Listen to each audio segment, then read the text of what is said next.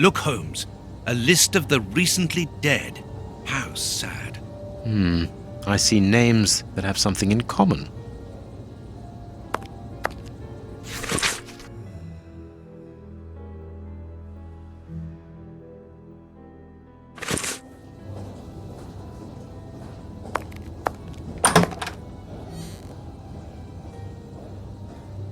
I understand now why my colleague keeps quiet about his morgue.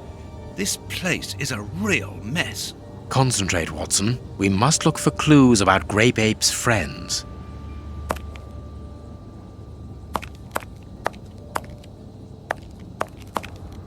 Look at the state of the instruments. They've probably never been cleaned.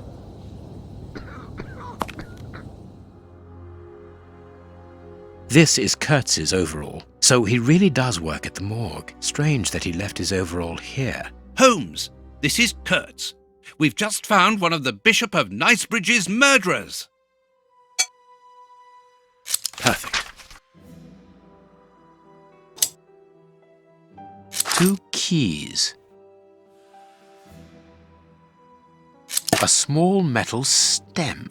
Well, well, this Kurtz was carrying a lot of things.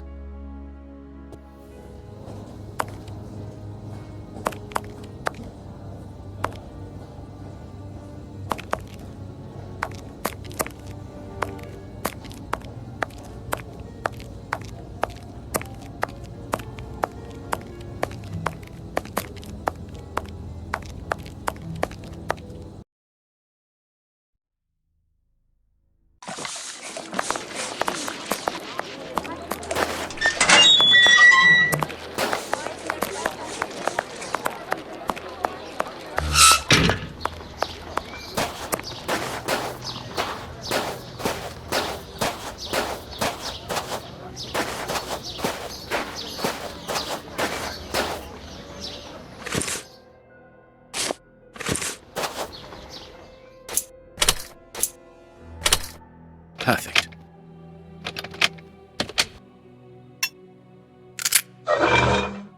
It's open.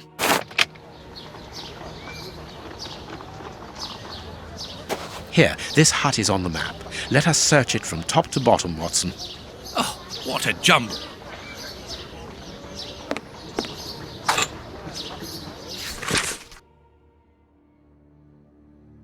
How is it that there is no room in this cemetery?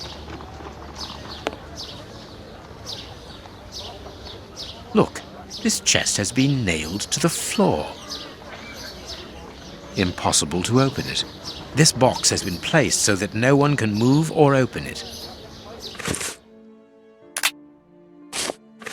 Bags filled with nails. There are a lot of them. Well, really. I see a large crack. I'll need something thin. A hole was drilled a short while ago. There is a sack inside this hole. Let us see what is inside it. Valuable objects. But what are they doing here?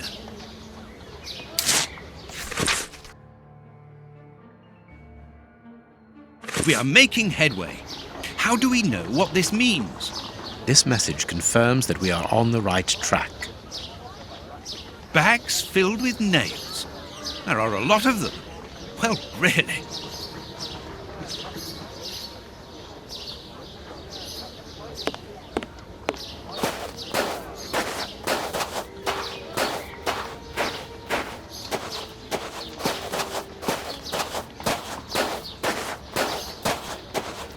Here is our tree.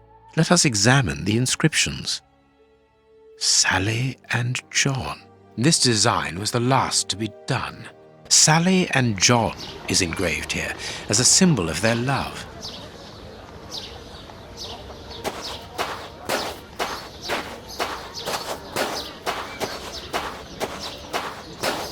Yes, it must be there. I need something.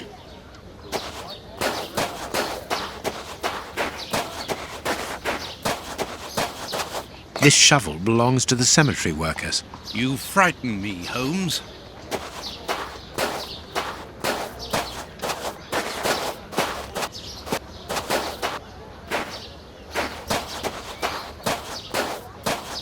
This must be the grave. Dig quickly, Watson. Very well, Holmes. Look, a metal box. The lock on this box is rather sophisticated. This box comes from a bank. The criminals must have held onto it after a hold-up.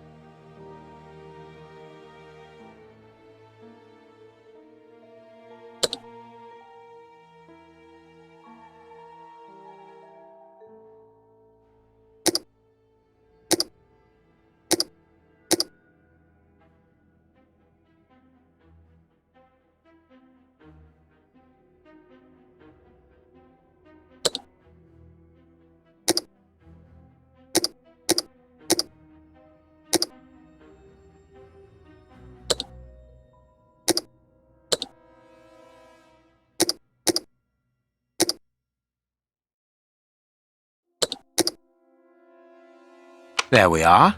It is simplicity itself. This key must be important to be hidden here. These candlesticks are undoubtedly stolen. A hammer covered in blood.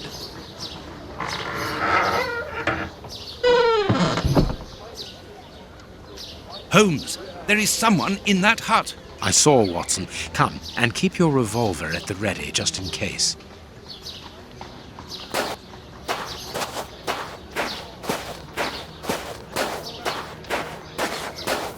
Open up. We're not the police. Do not be alarmed. That's a strange way of reassuring someone.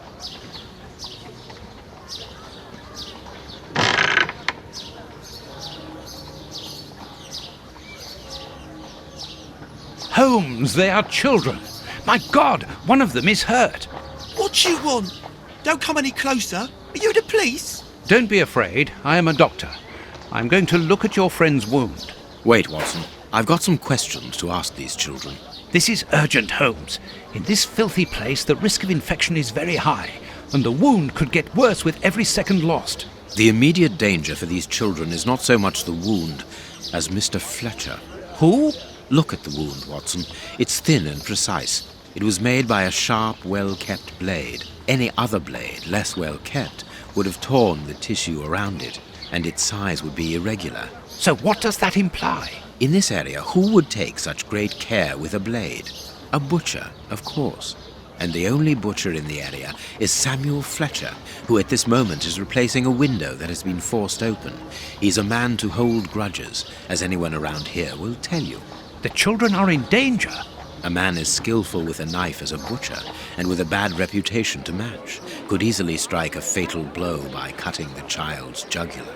If he hasn't done it, it's surely because these little thieves broke into his shop at night to steal a piece of meat. The poor lighting in this area saved them.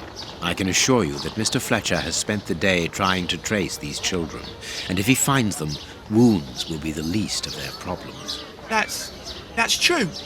What do you want? Don't let the butcher find us. Justice is sometimes harsh, young man. If the police hear about this breaking and entering, they will see Mr. Fletcher's side of the story. No! Don't call the police. Please, mister. We don't want to end up in prison. I'm looking for a certain Kurtz. I can't tell you, mister. In that case, I must take the side of justice. You and your brother are thieves. All right, don't call the police. Kurtz is a dangerous madman. He's called the Colonel round here. I heard he was in the Boer War in Africa. He lives in Batty Street next to the wine shop. The way he smells, he must be a good customer. Good. Watson, see to the wound. Never mind about the police.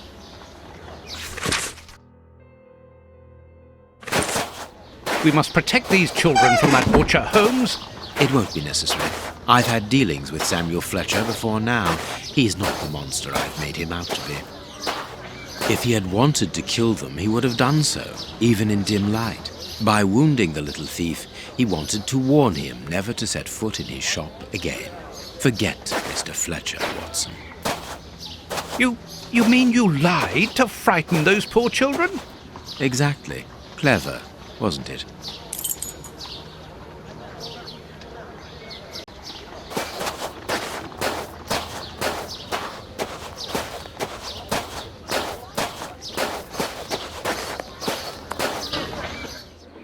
Well, mister, that's a mighty fine outfit you're wearing there.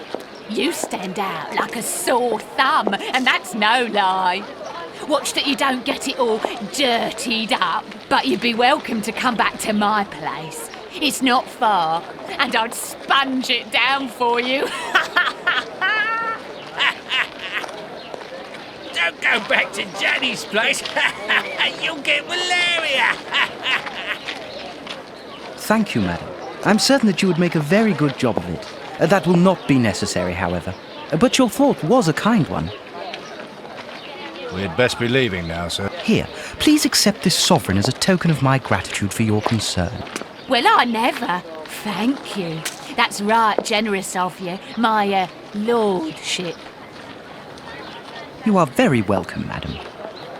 Madam, he calls me. Bless my garters. What a gent. If you're ready now, sir. Yes, let us go. What a remarkable man, the Prince Woodville, to talk to such a woman as though she was an equal. Let's find Batty Street.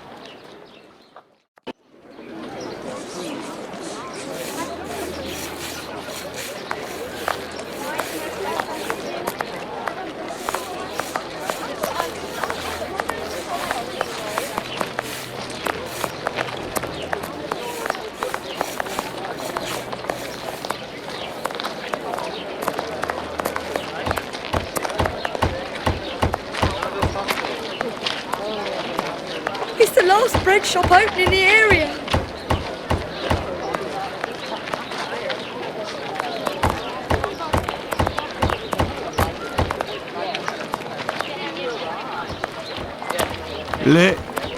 Leave me alone.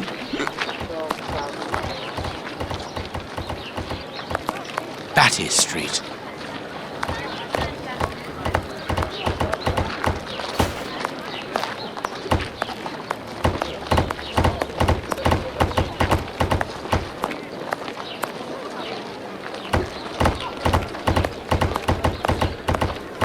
Closed.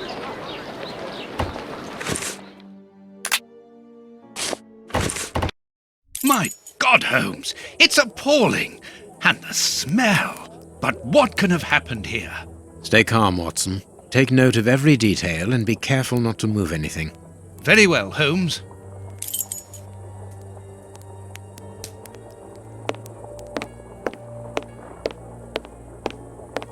The material on this tray is rather odd. Small burnt balls. A small burner.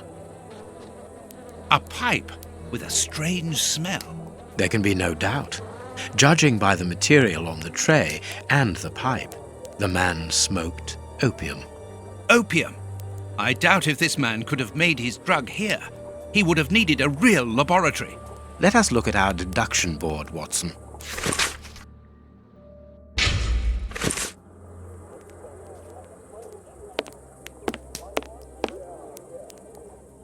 What a horrible wound.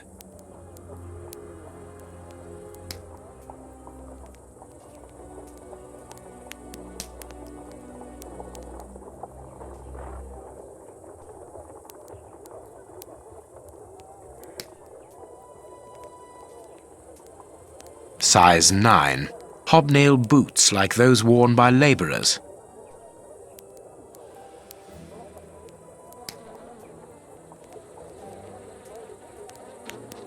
The skin was deeply torn. This part is in shreds. The skin tissue has decomposed, yet the death is recent. What a horrible wound.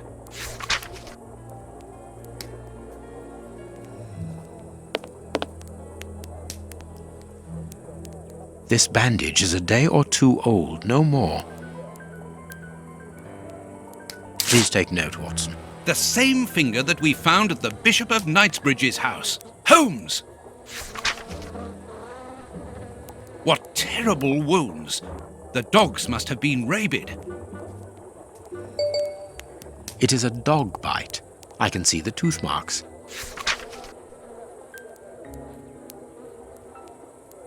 This part is in shreds. The skin tissue has decomposed, yet the death is recent.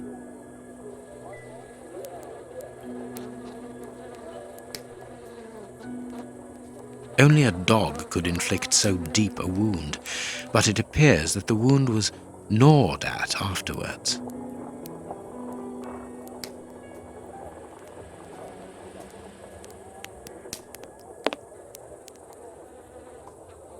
This part is in shreds.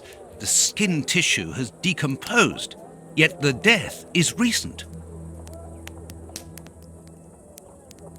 The skin was deeply torn.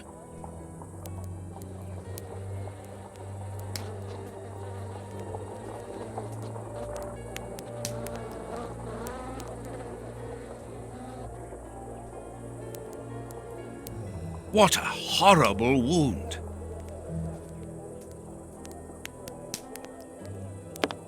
The dog's bowl is empty.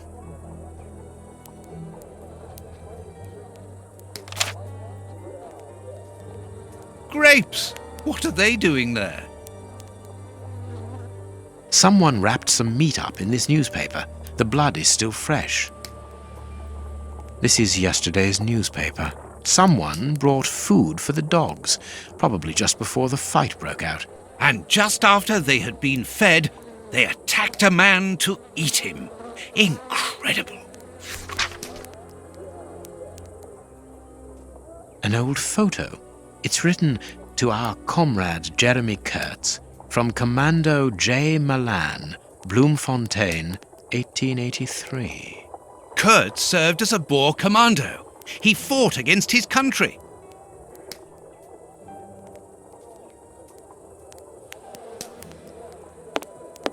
A torn piece of a letter.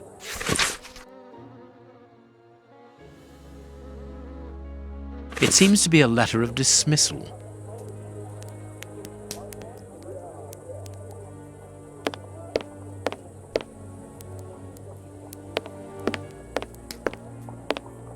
A military badge of the 58th Infantry Regiment of Her Majesty and a letter stipulating Kurtz's exclusion from the unit. He served in 1881. At that time, the regiment served in South Africa. Kurtz was in the Boer War. Apparently our friend Kurtz served in both camps in South Africa and was never a colonel, but that doesn't surprise me. A traitor, deserter, and a false colonel. What a charming gentleman. A newspaper covering the war in South Africa. Kurtz must have been following the war with some interest. The Boer War is abominable, and it still rages.